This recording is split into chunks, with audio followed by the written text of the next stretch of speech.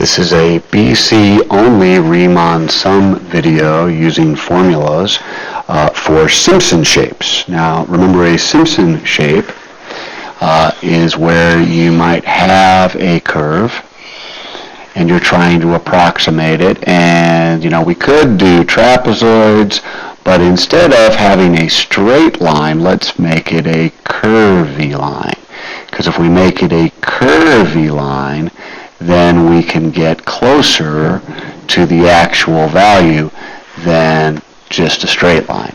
So that's a Simpson shape, and Simpson makes use of incorporating parabolas, ax squared plus bx plus c, into the formula, which changes the formulas quite a bit.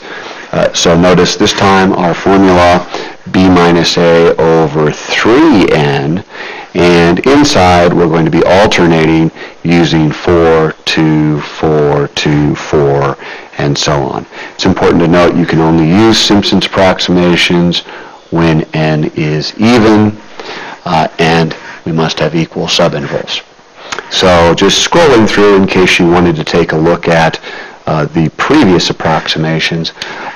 In AB videos, we did left Riemann sum, we did right Riemann sum, we did midpoint Riemann sum, and we did trap Riemann sum. All of those we used 4 equal subintervals. For our Simpson shape, we're going to use 8, so that will hopefully represent the 4, 2, 4, 2 aspect a little bit better. So we always start with what we're skipping by. Skipping by is always b minus a over n. That is not the same as what's on the outside of the formula. So 9 minus 1 over 8 means we're skipping by once. So let's start off with our formula, which is b minus a over 3n. Again, this is not the same as what you're skipping by. It's part of the formula. So this time we're doing 9 minus 1 over 3 times 8. So that would be 8 over 24, which is 1/3. So we have a 1/3 on the outside. 1/3 on the outside. And we're going to have to do 8 of these things, so bear with me as we get that going. So our first value that we're going to plug in, if we think of it like a table of values, we're going 1, 2, 3, 4, and so on. So if we plug in a 1, we're going to get 1 plus 1.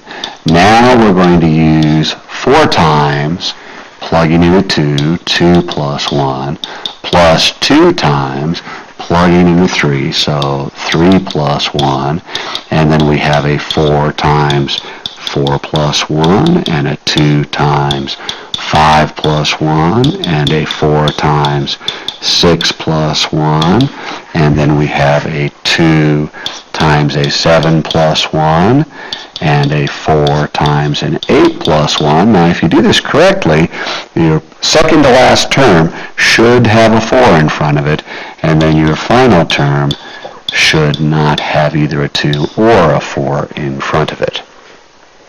From here, we would have to do these calculations. I'm going to bring this up so I have a little more room for that. And bear with me because I don't have a calculator with me. So we have 1/3 and we have 2 plus, this would be 3 times 4 is 12, and that would be 4 times 2 is 8, and this would be 5 times 4 is 20, and 6 times 2 is 12, 7 times 4 is 28, 8 times 2 is 16, 9 times 4 is 36, and then we're adding 10. Mental calculations, not my strong suit.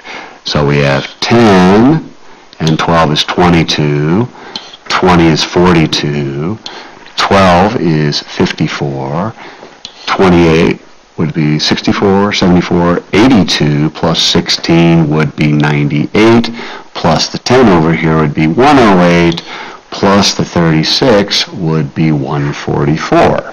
So if I did that correctly, and you can check my math on that, that would be 1/3 of 1 44.